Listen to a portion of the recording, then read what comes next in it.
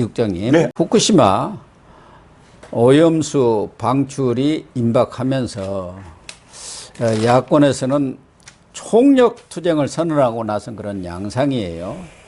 그런데 지금 언론 보도를 보니까 우리 이국장이 계시던 데일리 안에서 아마 단독 보도를 한 것 같은데 중국에서 방출된 삼중수소가 일본의 48배, 48배가 되는데도 불구하고 문재인 정권이 5년 동안 모른 채 해왔다. 이런 내용이죠. 네, 그렇습니다. 문재인 정권은 중국과 관련해서는 그 어떤 것도 항의를 해본 적이 없습니다. 이를테면 가장 그 핵심적인 게 황사 아닙니까? 예. 대통령 공약 때 이렇게 얘기를 했어요. 중국에서 그 황사는 우리가 한중 정상회담에서 주요 이슈로 제가 꺼내겠습니다. 라고 공약을 해놓고 5년 동안 단 한마디도 중국에 제대로 이의 제기를 하고 거기에 대한 대응책을 마련하라고 항의한 적이 없거든요. 근데 이번에도 똑같습니다. 자, 중국의 동부, 우리나라로 봤을 땐 서해안이죠. 네. 중국의 동부 연안에 자그마치 55기의 원자력 발전소가 있습니다. 그런데 문제는 거기에 그치지 않고 훨씬 더 많은 지금 원전을 짓고 있다는 거예요. 그러니까 지금 세계 3위인데 뭐 세계 2위, 1위를 지금 육박할 정도로 어마어마한 동부연안에 짓고 있습니다. 왜 동부연안에 지을까요? 바닷물이 필요하기 때문에, 네. 식히기 때문에, 그래. 냉각수가 필요하기 냉각수가 때문에 있어야 전부 다 연안입니다. 그런데 우리가 언제 한번 우리 그 환경단체들 있죠. 그리고 반핵단체들 있지 않습니까? 그렇게 후쿠시마에 요구를 하고 우리나라의 원전을 없애려고 그렇게 그 난리를 쳤던 이 환경단체들이 단 한 번이라도 동부연안의 원전에 대해서 경각심을 우리들한테 얘기한 적이 있습니까? 없어요. 그런데 데이터를 보면 우리가 지금 후쿠시마가 문제다라고 얘기하는 가장 큰 게 삼중수소라는 거거든요. 네. 단 세슈민이 뭐니 다액종에서 다 걸러내고 삼중수소만은 남는다. 그게 우리나라 큰일 난다라고 지금 환경단체들이 주장을 하고 민주당이 주장을 합니다. 일단 삼중수소에 그게 맞느냐 틀리냐를 떠나서 그렇다면 자, 지금까지 이 55기, 즉 동부연안에서 뿜어내는 오염수라고 얘기하는 냉각 그 기술로 돌리고 난 다음에 나오는 그런 오염수를 얼마나 많이 지금 방출하고 있는지 또는 그 안에 삼중수소가 어떻게 되어 있는지 데이터를 봤더니 후쿠시마의 48배에 달하는 그런 삼중수소가 지금까지 뿜어져 나왔다는 겁니다. 그런데 지금 이 5년 동안의 데이터를 봤더니 단 한 번도 문재인 정부나 혹은 민주당이 거기에 대해서 문제 제기를 한 적이 없다는 게 지금 핵심입니다.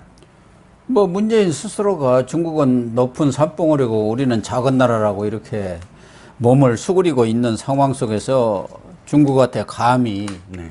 이런 문제를 제기하겠습니까? 그렇죠. 더군다나 문재인 정권에서도 뭐 다 언론에 보도가 됐습니다마는 사드 전자파 이 부분에 대해서도 뭐 30여 차례 조사를 통해서 인체에 무해하다는 걸 다 이렇게 조사 결과가 나왔는데도 그걸 다 은폐했던 것 아닙니까? 그렇습니다. 이념적으로나 정치적으로 자기한테 불리한 것들은 다 은폐를 하고 네. 사실관계가 틀린 것들은 짐수 봉대해 왔던 그렇죠. 그런 거 아니겠습니까? 그렇죠. 아까도 말씀드렸지만 이들의 과학, 이들의 정의, 이들의 어떤 뭐 그런 환경 이건 전부 다 일본과 미국한테만 적용되는 거예요. 그러니까요. 미국의 전자파 또 일본의 후쿠시마. 그런데 똑같은 잣대를 중국과 북한한테는 한 번도 들이댄 적이 없다는 겁니다. 중국은 아시다시피 좀 전에 말씀드린 원전이고요. 북한에 대해서도 마찬가지입니다. 북한에 핵 실험이 6차례나 있었잖아요. 네. 그럼 북한이 아시다시피 그렇게 안전을 막 생각을 하고 무슨 우리가 안전하게 뭐 방사능 유출이 안 되게 이렇게 했다라고 언제 한번 데이터를 내본 적이 있습니까? 또 한 가지는 길쭉은 풍계리 인근의 주민들의 건강 상태를 한 번이라도 조사한 적이 있습니까? 그런데 2018년도와 2017년도에 문재인 정부가 40명, 즉 길쭉은에서 탈북한 탈북민들을 피검자들을 40명을 추출을 해서 검사를 했어요. 실제로 그렇군요. 검사를 했는데 2017년도엔 구두로 아무 이상 없어요. 그러고 2018년도엔 데이터를 아예 공개를 안 하다가 정병국 의원이 그때 데이터 내놓으세요 하고 10개월 만에 얘기하자 일부 데이터만 내놓은 겁니다. 근데 그 데이터가 최근에 월간조선에서 나머지 데이터를 입수를 해서 보도를 한 바에 의하면 일부러 은폐한 거예요. 왜? 그 피검자 4번 피검자가 어마어마한 이상 그 염색체가 발견이 되고 또 방사능 함량도 굉장히 많이 지금 많이 나온 겁니다. 그런데 왜 이걸 은폐했을까요? 즉 아이고 이게 당시 2018년도니까 남북 회담이니 또는 북미 회담이니 이런 거에 영향을 미칠까봐 이건 탈북민들의 인권도 제대로 보호를 못한 겁니다. 왜? 그 사람들 중에 정말 그 피폭량이 많으면 저기 해줘야 되잖아요. 병원도 가게 해줘야 되잖아요. 그리고 나머지 탈북민들 중에 800명이나 그 길주군에서 지금 내려왔다고 합니다. 그 사람들 전부 사실 해줘야 되잖아요. 검사해줘야 되잖아요. 한 번도 그래 본 적이 없고 아예 덮어버렸다는 겁니다. 이렇게 북한과 중국에는 환경 문제 또 무슨 정의 이런 거 전혀 들이대지 않는 게 바로 이 민주당의 그런 핵심적인 어떤 오류라는 거죠. 지금 전문가들이라든가 이 과학자들은 후쿠시마 오염수가 방류가 되더라도 그것이 우리나라에 돌아오는 것은 저 캐나다, 미국을 거쳐서 되기 때문에 몇 년 후의 문제고 그게 태평양이라든가 여기서 희석되면은 사실상 인체에 거의 해가 없다는 게 다 그 일치하게 이 얘기를 하고 있는 그런 상황 아니겠습니까? 그렇습니다. 그런 상황인데요. 네네. 그런데도 불구하고 지금 이재명 대표가 그동안에도 서울, 부산, 저 강원도 이렇게 돌아다니면서 인천도 갔습니다만은 후쿠시마 오염수 투기 규탄대회를 열었어요. 그런데 7월 1일 날 이 남대문 앞에 후쿠시마 오염수 규탄대회를 대대적으로 지금 계획 아래 총 동원령을 내렸다고 그러네요. 그렇습니다. 왜 이렇게 지금 나선 거예요? 두 가지죠. 하나는 지금 이낙연도 돌아왔습니다. 드디어 마침내 끝내. 그 원래 총선을 앞두고는 언제나 당이 여러 정파들이 혹시나 학살당할까봐 공천에서 지금 막 이 흉흉한 어떤 상황입니다. 그런데 비명계에서는 지금 이재명의 사법 리스크로 더 이상 공천에서 우리 수도권 다 전멸한다라는 지금 이야기를 하고 있지 않습니까? 그러니까 지금 이 시선을 딴 데로 돌려야 된다. 사법 리스크 더 이상 얘기 못 나오게 하려면 이 시선 돌리기. 광우병처럼 완전히 그 국민들이나 지지자들을 모아서 이 전력 투쟁을 하면 끽소리 못 한다. 당내 이 내부 총질할 거예요? 이 국민들의 안전과 건강에 대한 지금 이야기하기도 바쁜데 정부랑 투쟁해야지 이 얘기가 성립이 되고요. 두 번째는 사전 선거운동. 지금 전국을 돌겠다는 거예요. 그러니까요. 예, 부산, 인천만 갔죠. 지금 그 다음엔 충청도, 강원도, 호남 해갖고 제주까지. 제주까지 해서 전국을 돌겠다는 건데 사전 선거운동이나 다름없죠. 지금 총선 이슈로 삼겠다 그렇죠. 그런 얘기고. 총선 9개월 이 정도 남았는데 이 한 바퀴만 돌겠습니까? 여러 바퀴 돌면서 어쨌든 총선 이슈로 해서 규탄 대회를 빙자로 해갖고 유세처럼 써먹겠다라는 두 가지 토끼죠. 괴담 정치를 하겠다 뭐 그런 것 같은데 그러다 보니까 1일 날 그 규탄대에 총 동원령을 내려가지고 뭐 전국 253개 지역구에서 아마 할당들이 내려가고 그런 모양이에요. 난리가 났죠. 그래서 참석 인증샷도 전부 올리라고 하고 또 어디에 집계를 하라는 그런 지점까지도 다 정해줬다고 그러네요. 그렇죠. 그러니까 좀 가로 열고 가로 닫고 공천에 반영됨 뭐 이런 게 당연히 들어가겠죠. 그러니까 이 충성 경쟁을 안 할 수가 없잖아요. 그렇습니다. 그럼에도 불구하고 참 최악이 지난번 서울에서는 30명 왔다고 하고요. 부산에서는 8명 왔다고 하고요. 현역 의원 참석만.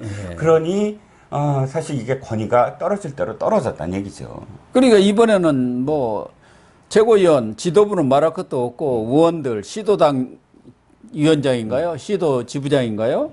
그런 사람들 그리고 각 지구의 핵심 당원들 전원 다 동원을 하고 이렇게 지시가 내려갔다는 거 아닙니까? 그렇죠. 그러니까 의원들도 안 오면 이제 찍히는 거 아니에요. 다 이번에 체크할 거 확실하게 체크할 거 아닙니까? 눈도장을 찍으면 큰일 나죠. 그러니까 참 해도 너무한다는 소리가 나오는 것 같아요. 네. 서울에서 하면은 서울과 뭐 이 수도권 수도권이 가는 정도 거고. 이렇게 모여갖고 해야지. 저기 호남에서 올라오라고 제주에서 올라오라고 뭐 어떻게 되느냐 이런 모양이에요. 예, 그런데 교수님도 잘 아시겠지만 이게 동력이 떨어질 수밖에 없거든요. 예. 한 번 하고 말면 되는데 지금 전국을 만약에 그렇게 몇 번 더 한다 그러면 한 번은 할 수 있어요. 한 번은 총총 동동 할 수 있습니다. 근데 이게 지속 가능성이 있느냐는 거예요. 근데 한 번 했을 때 지금 이 시민들이나 혹은 또는 여론이 형성이 되지 아니하는데 또다시 뭐 그다음 뭐 계속 그 지역을 바꿔가면서 총동원령을 내린다, 전부 다 이탈해 버릴 겁니다. 그리고 그러니까요. 돈도 돈대로 나가고요. 지금 자기들 할 게 바쁘거든요. 예. 총선 때문에. 광우병이나 4대 때처럼 국민적인 어떤 지지가 있을 때 이게 효용성이 있는 것이고 동원이 되는 건데, 아마 민주당 내에서도 많은 의원들이라든가 또 합리적인 생각을 가진 당원들, 이런 사람들은 뭐 그렇게까지 할 이유가 있느냐. 또 그렇죠. 대다수 국민들도 이제는 학습효과가 돼가지고 또 저 정치적으로 저렇게 나서는구만 그러는 거 아닙니까? 그렇습니다. 이번엔 저는 좀 다르지요. 사드 때 와구도 진짜 다르고요. 이번엔 확실히 다른 게, 광우병이나 사드 때는 아주 일부 극소수의 과학자들만 나섰어요. 왜냐면 너무 분위기가 험악해 갖고 예. 진실을 얘기하려고 그래도 진실을 얘기하는 사람들이 세를 형성해서 한꺼번에 나올 수가 없었어요. 뭐 완전히 그냥 뭐 하이에나 떼들처럼 이 인적 정보 털어가고 완전 매도하고 매장시켜버리는 그런 분위기 때문에 겁이 났거든요. 이번에는 다릅니다. 원자력 공학과 교수들만이 아니라 진짜 과학자들이 다 나서서 이건 말이 안 된다, 이번 과학의 이름으로 얘기하자라고 실명으로 전부 다 나서고 있기 때문에 사실상 지금 더 이상 버틸 수 있느냐, 과학으로서 과학적 논전으로 버틸 수 있느냐라는 거죠. 네. 그래서 좀 이재명 대표가 본인의 사활을 걸고 후쿠시마 오염수 문제를 들고 나왔습니다만은 일종의 반일몰이고, 또 이 한문경 씨인가요? 네네. 예, 그 사람은 삼민투위원장 전.